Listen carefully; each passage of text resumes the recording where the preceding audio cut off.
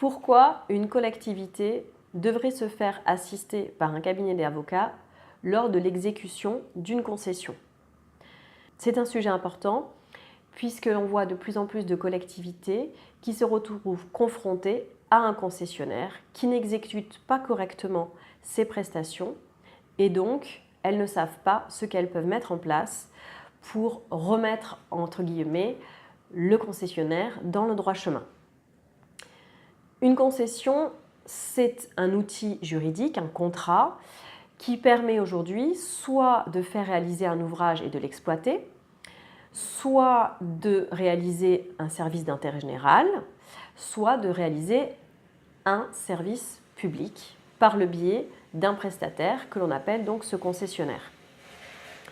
Une fois que ce concessionnaire a été attributaire du contrat,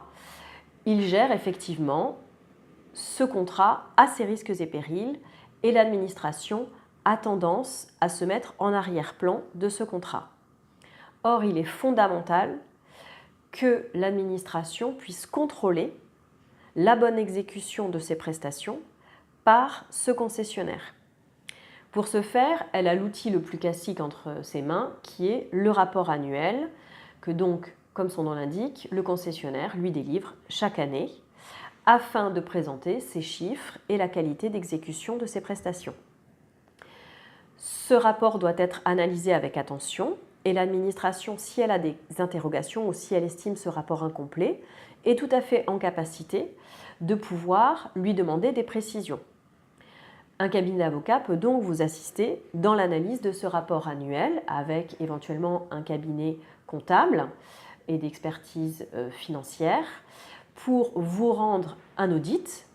sur ce rapport annuel et vous accompagner ensuite pour demander des informations complémentaires.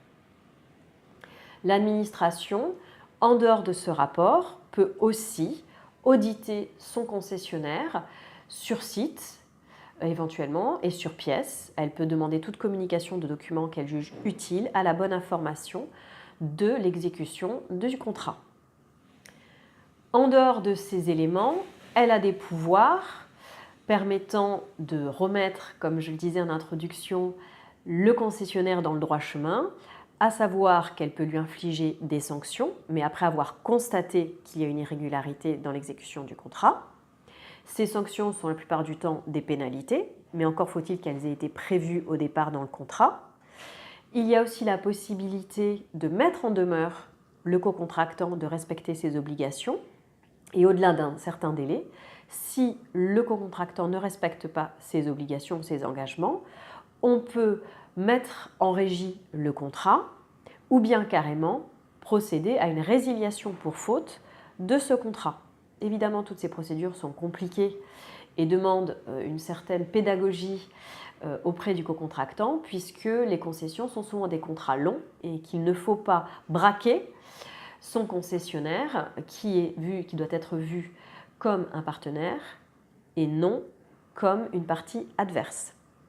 Vous avez aussi la possibilité, s'il y a une difficulté, de faire passer des avenants en accord avec votre cocontractant s'il y a une évolution en cours d'exécution du contrat et que cette évolution est susceptible de mettre en difficulté le concessionnaire dans l'exécution de cette prestation. Le cabinet L'Apuel peut donc vous assister dans ces procédures et vous avez la possibilité de consulter les informations en la matière sur le site internet www.avocat-lapuel.com.